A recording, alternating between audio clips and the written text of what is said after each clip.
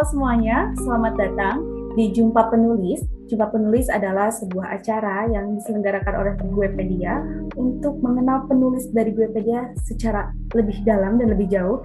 Sekaligus kita bisa berbagi tentang pengalaman dan berbagi ilmu juga dari penulis dalam proses penulisan dan penerbitan secara langsung, seperti itu. Dan hari ini saya ditemani langsung oleh narasumber saya. Saat ini ada Bapak Arif Budiman. Bapak Arif ya, dipanggilnya anaknya apa nih? Bapak atau kakak atau gimana? Iya, Kak. Oke. Bapak Arif ini Bebas. bebas. Kak Arif. Kak Arif asli mana sih, Kak? Iya, boleh. Asli mana? Saya asli dari Ciamis, Kak. Ciamis, tahu Ciamis? Ciamis. Ciamis. Di Ciamis, Jawa Barat. Dekat Tasik, ya. Sekarang lagi di mana? Sekarang lagi di Tasik, Jawa Barat. Lagi ini bertugas di Tasik. Seperti itu. Iya. Oke. Jadi Bapak Arif ini atau Kak Arif ini adalah seorang penulis yang menulis sebuah buku Maha Bias Netizen ya.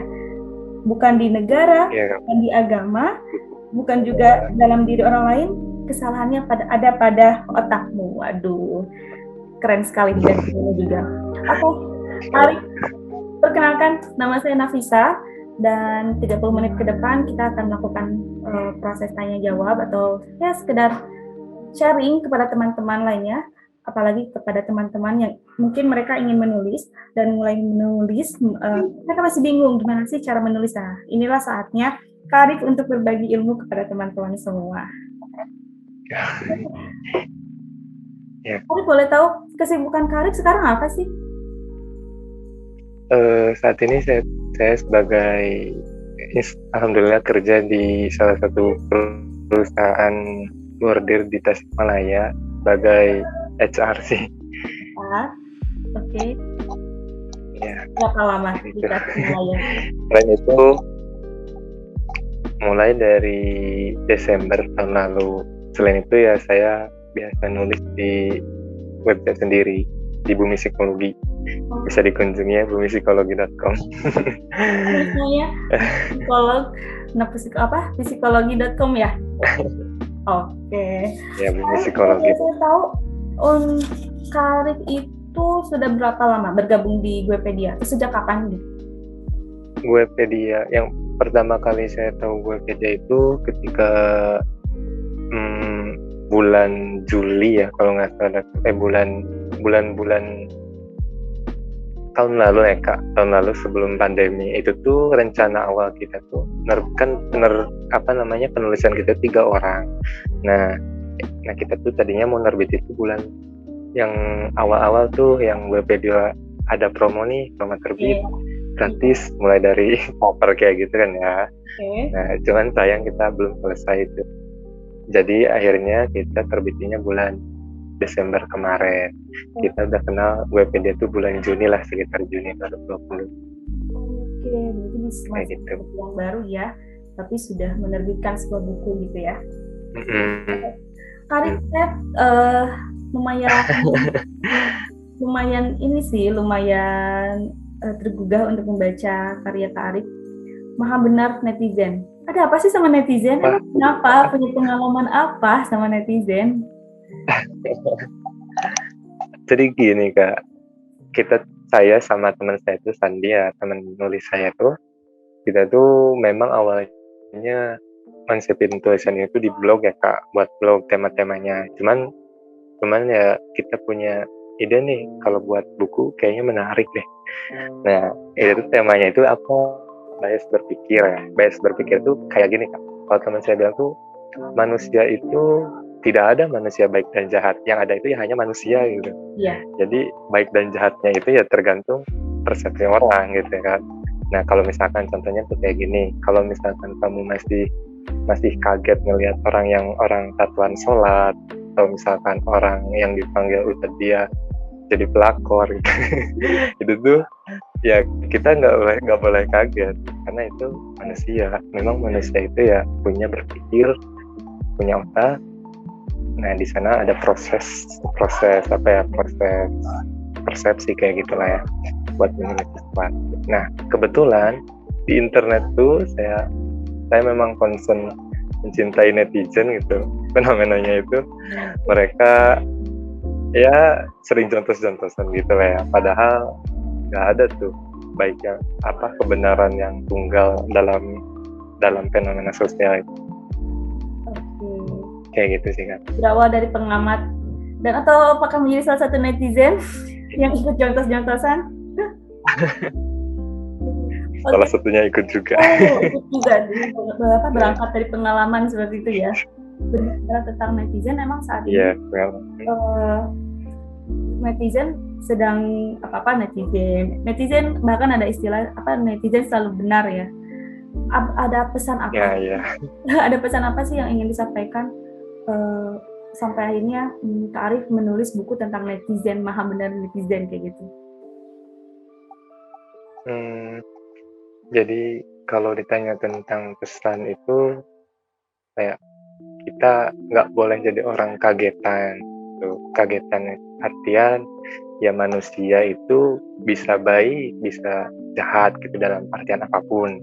Karena kan ya namanya manusia gitu kan, punya akal, punya hati, dan punya, kalau dalam psikologi Islam itu kan ada namanya al-aqlu, terus nafs, sama satu lagi saya lupa lah pokoknya itu.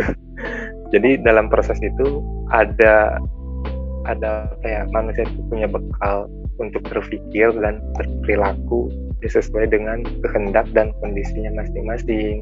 Jadi kalau misalkan ada perbedaan dalam penafsiran atau dalam hal berperilaku, ya kita slow aja gitu, nggak usah ingin menyamakan identitas kita itu nggak bisa sama gitu, karena kita manusia itu diciptakan untuk berbeda, jadi nggak usah ngerakar. Kayak gitu ya. Buku yang tulis ini segmentasinya untuk usia berapa? Nah, kita tuh kemarin nentuin segmentasi itu terutama buat usia remaja akhir sampai dewasa awal. Kalau dalam usianya itu 17 sampai 30 ya Kak. Soalnya bahasanya bahasa anak muda gitu. Bahasa agak vulgar, agak ya terbuka sedikit itu bahasanya. Oke. Berarti kan background pendidikan Kak Arif ini psikolog ya? Psikologi ya. Boleh saya tahu psikolog mana? Saya alumni psikologi UIN Sri Pedatulu Jakarta ke 117 kemarin. Oke. Mungkin mau disapa teman-teman UIN-nya, teman-teman psikolog UIN. Halo, teman-teman UIN, salam. Untuk baca buku, ada buku nih dari Kak Arif Budiman. Ya. Oke. Tolong baca ya. Dari bukunya sendiri itu berarti disisipi nilai-nilai psikologi atau disisipi pandangan psikologisnya juga tidak? Disisipi tentang nilai psikologi ya Kak? Sisi dari dunia psikolognya gitu. Oh iya. Itu memang murni dari keilmuan kita ya Kak, keilmuan psikologi gitu. Soalnya saya ngambil beberapa tema bahasanya misalkan kayak gini. Salah satu babnya dalam buku itu tuh heuristik keterwakilan. Heuristik keterwakilan itu dibahas dalam psikologi kognitif gitu. Dalam artian jenis psikologi keterwakilan itu seseorang menilai suatu orang lain itu hanya berdasarkan satu ciri saja gitu kan. Nah itu dibahas dalam fenomena psikologi dalam in group sama out group gitu. Jadi memang murni dari keilmuan psikologi, contoh-contoh babnya gitu, tiap babnya.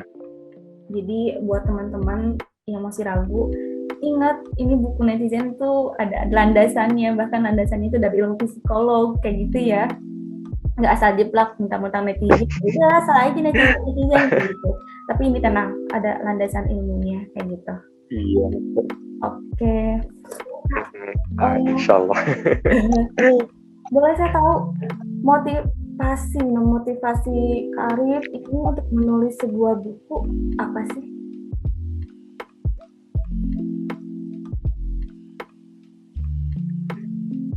Jujur aja ya Kak, yang pertama itu kita nulis buku ya memang kita pengen punya karya gitu. Oke. Selama jadi mahasiswa saya mahasiswa gabut kayaknya. Kupu-kupu, kuliah pulang. Ke buku kuliah pulang ya.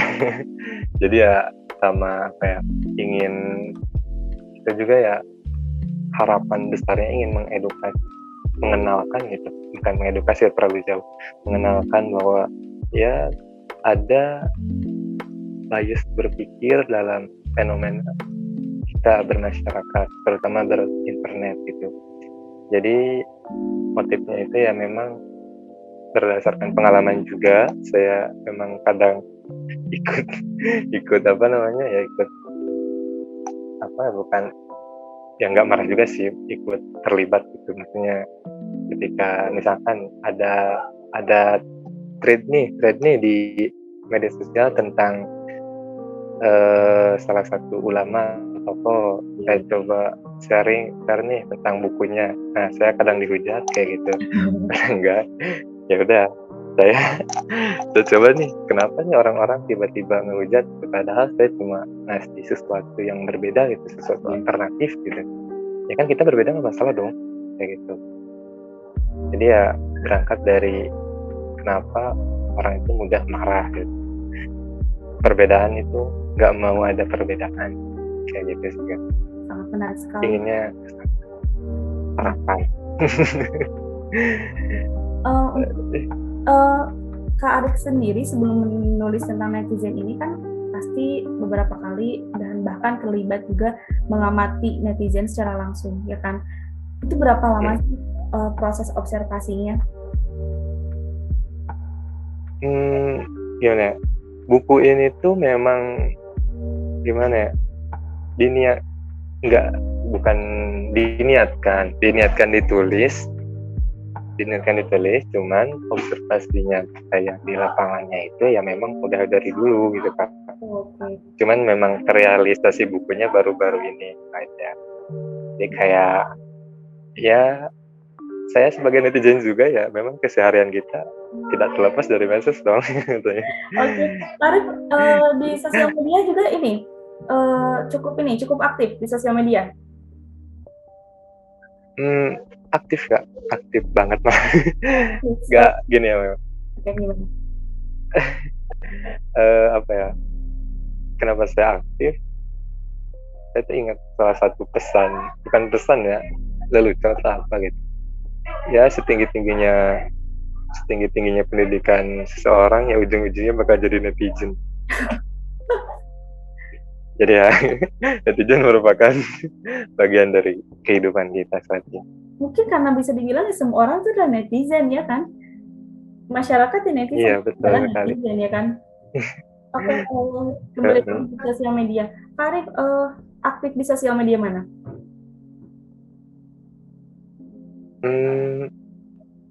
Saat ini sih sosial media yang ya Facebook, WhatsApp, Instagram kayak gitu, aktif, Twitter juga, LinkedIn juga keperluan kerja. Harus. Ya paling gitu, sama blog ya kan. Oh iya, sebelumnya juga sudah menulis blog ya, di blog-blog gitu ya? Iya. Okay. Psikologi.com. Itu untuk blognya mungkin bisa diceritakan tentang apa? Psikologi.com itu tentang apa? Tentang membahas tentang apa saja? Oke. Jadi bumipsikologi.com itu kita membahas tentang saat ini kita punya segmen menganalisis fenomena sosial nih, fenomena masyarakat, dan analisis dari sisi psikologi menggunakan teori-teori psikologi. Kebetulan saya juga gak nulis sendiri karena veteran nulis sendiri. Jadi ada beberapa teman saya yang bantu kita nulis nih, menyediakan informasi-informasi untuk memahami teori psikologi itu maksudnya tidak susah nih memahami teori psikologi. Jadi kita membuat bukan penyederhananya, membuat itu simpel dengan contoh fenomena kehidupan sehari-hari kita. Nah, itu satu segmennya. Segmen lainnya kayak analisis film, analisis tokoh dari sisi psikologi. Misalkan kemarin itu ada teman saya yang nulis Bakugo gitu, kelas anime gitu. Dia dianalisis nih dari psikologi itu gimana, kenapa orang-orang suka Bakugo gitu. Kayak gitu sih Kak. Terus sama segmen lainnya ya segmen seputar tips psikologi gitu, sehat mental dan sebagainya. Intinya ya seluruh, bukan seluruh ya, intinya fenomena psikologi lah ya. Aku cinta banget sama Kayak gitu. psikolog ya. Cinta dan terpaksa itu nggak beda jauh ya. Dari psikolog, dari belajar ilmu psikolog sampai akhirnya menjadi seorang penulis. Apakah enakan mana? Jadi untuk apakah enakan jadi untuk bekerja di daerah di dunia psikolog atau menjadi seorang penulis? Enakan mana? Kalau enakan menurut saya Kak, ya memang ya enak kalau penulisnya penulis sebagai penulis peneliti ya saya suka gitu.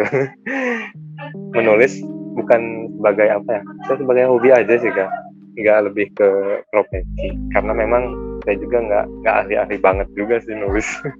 Masih belajar. Jadi kalau kerja ya memang psikologi ya di bidang aja. Berbicara tentang proses menulis dan proses penulisan. Hal apa sih yang sebelum melakukan menulis, ada ritual khusus nggak? Ritual khusus ya kalau misalkan di Lestari itu misalnya nulis pagi-pagi gitu ya, sambil apa gitu. Kalau orang lain harus nulis malam-malam baru fokus gitu.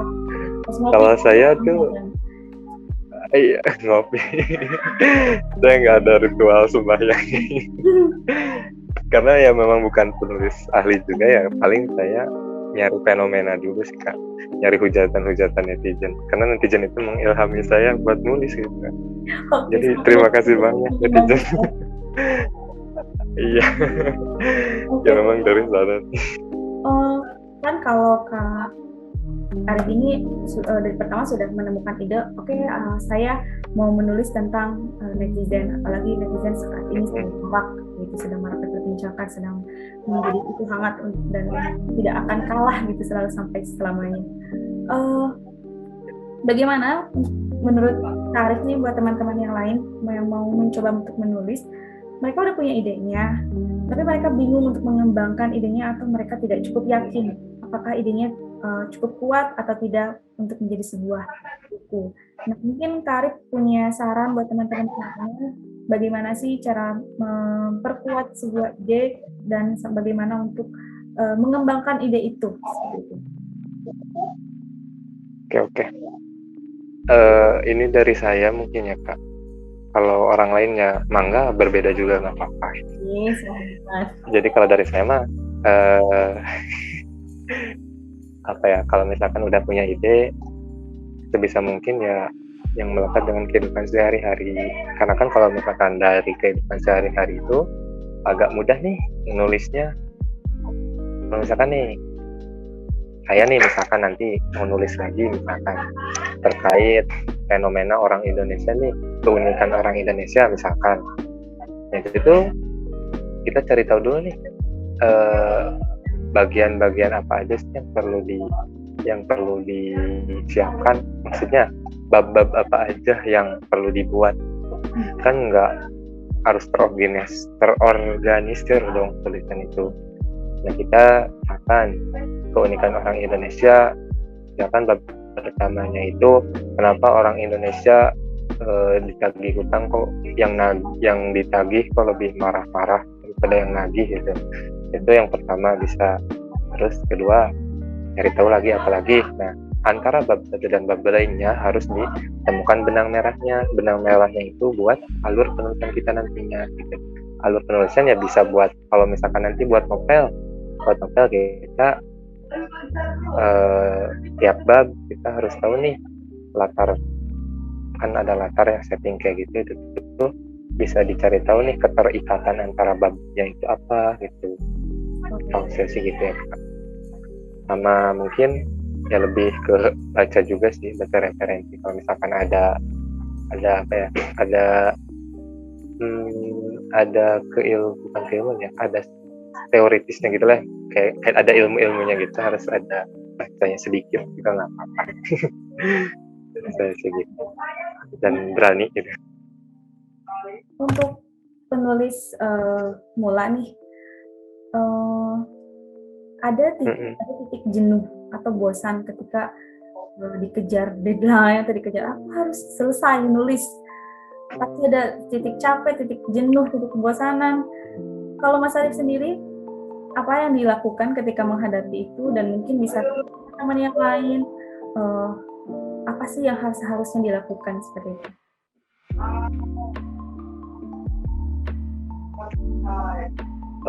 Kalau misalkan kita kan sebagai manusia pasti ada titik jenuh ya.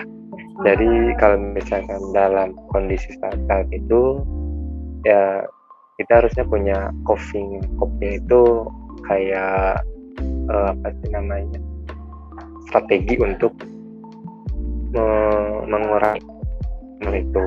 Kita harus menemukan nih apa yang paling cocok buat diri kita sendiri, karena kan setiap orang beda-beda kesukaan, beda-beda minat, beda-beda hobi seperti itu. Kalau misalkan nanya terhadap saya ngapain gitu, saya sleep enthusiast ya, tidur tidur ya, atau bisa baca buku novel gitu.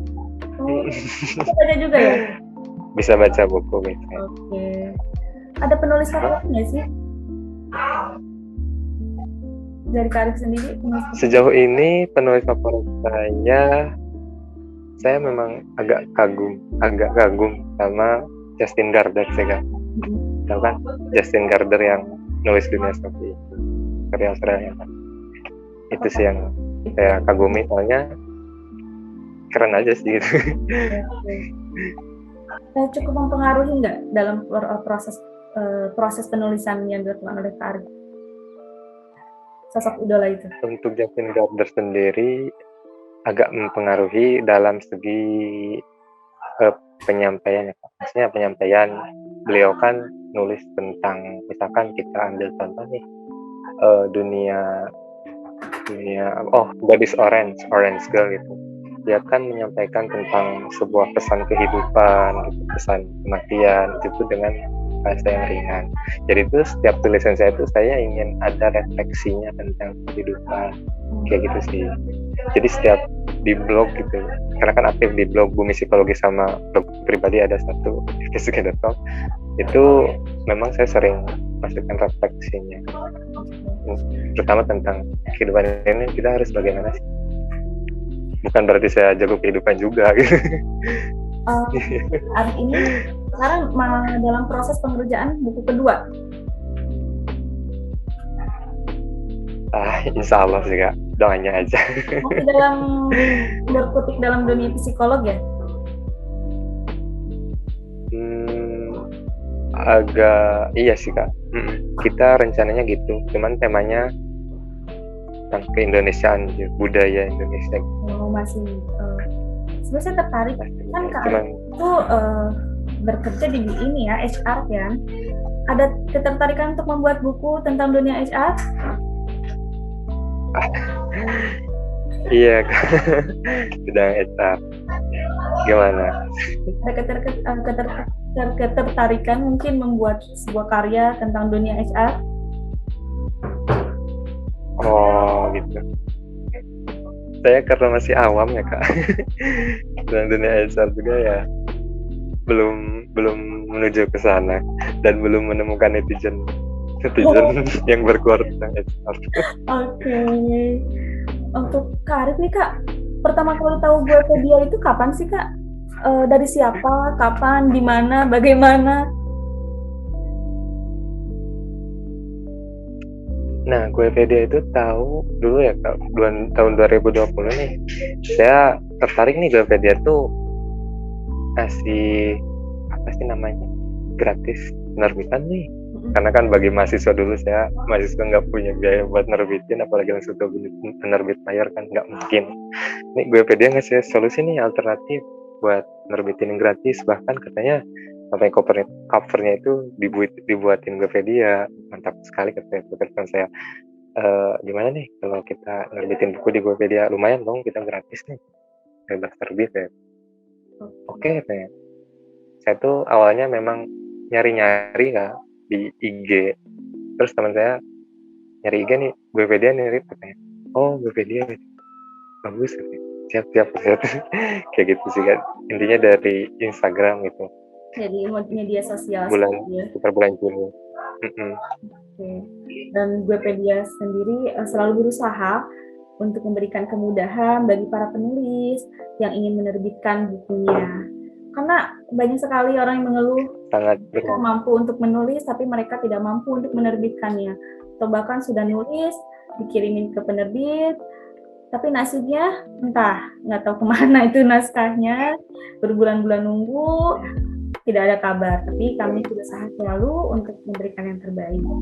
Untuk Guepedia sendiri, jadi Mas, Guepedia itu salah satu atau bahkan publisher pertama di Indonesia yang berbasis dengan online seperti itu, dan semua orang bisa mengaksesnya. Bahkan untuk baca buku, untuk mau beli gitu, misalkan ada pembaca pengen beli, ya udah kita bisa beli di Tokopedia dan di websitenya seperti itu. Dan buat teman-teman yang pengen tahu bukunya Mas Arif Budiman ini bagus banget, Mahabharata Netizen, bisa kalian order di Tokopedia, di website Guepedia, dan nanti kami akan sertakan link di bawah untuk pembeliannya. Kan selain kemudahan dalam menerbitkan, juga itu adalah transparan dalam pemberian royalti kepada penulis. Karena kami transparan sekali, datanya ada. Banyak yang mengeluhkan tentang ya royalti seorang penulis itu nggak jelas begitu, tapi di Guepedia kami berusaha untuk selalu memberikan yang terbaik seperti itu, termasuk dalam masalah royalti. Mungkin ada saran Mas atau Kak Arif untuk Guepedia agar kami selalu menjadi lebih baik gitu ke depannya? Bagaimana? Saya ucapkan terima kasih dulu ya kepada Guepedia atas kesediaannya menerbitkan karya kami gitu. Saya lupa mengucapkan terima kasih, mohon maaf. Kedua mungkin terkait saran, mungkin satu ya Kak, ini tuh ketika pemesanan lewat website gitu, saya harap ada data berapa lama gitu ya diperlukan, meskipun ketika overload gitu bisa dijelasin itu di websitenya, supaya memang lebih ke konsumennya lebih terpercaya gitu. Mas bukan terpercaya, biar lebih tentrem gitu. Oke. Jadi kan kalau misalkan nunggu lama itu, Mas, orang tua sendiri udah baca kan? Nunggu tanpa kejelasan kan? Oke. Orang tua maaf gimana Kak? Orang tua Mas Arif sendiri udah baca karya Mas Arif belum? Tadi Mas Arif, sekarang Kak Arif. Gimana?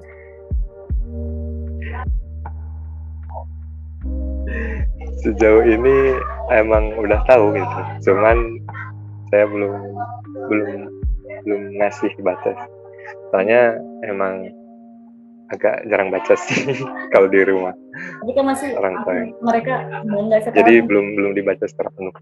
Oke, pasti mereka bangga sekali anaknya sekarang udah bisa buat buku gitu. Sudah ditinggalkan orang tua. Oke. Terima kasih atas waktunya.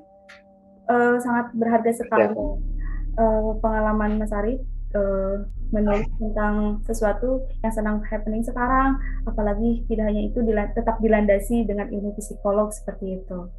Saya tunggu lagi karya-karyanya, masih dalam bidang psikolog ya, dan kehidupan sepertinya, karena Mas Arif ini sangat tertarik sepertinya dalam dunia kehidupan, observasinya itu, selalu mengamati tentang hidup gitu ya. Karya-karya selanjutnya karena introvert gitu. Insya Allah. Berarti. Waktu sudah berjalan lebih dari 30 menit. Terima kasih waktunya. Mohon maaf kalau masih ada kurangnya. Jangan lupa juga Mas bisa disebarin ke teman-temannya. Saksikan terus Jumpa Penulis di episode selanjutnya. Dan tidak kalah menariknya, kalian nanti akan bertemu dan belajar langsung dari penulis-penulis hebat lainnya. Oke, terima kasih Kak Arif. Sehat-sehat selalu ya. Salam untuk keluarga ya. Terima kasih juga kesempatannya. Tunggu karyanya. Sehat juga dan sukses buat dia. Terima kasih ya Kak atas kesempatannya dan sukses terus buat dia. Oke, terima kasih.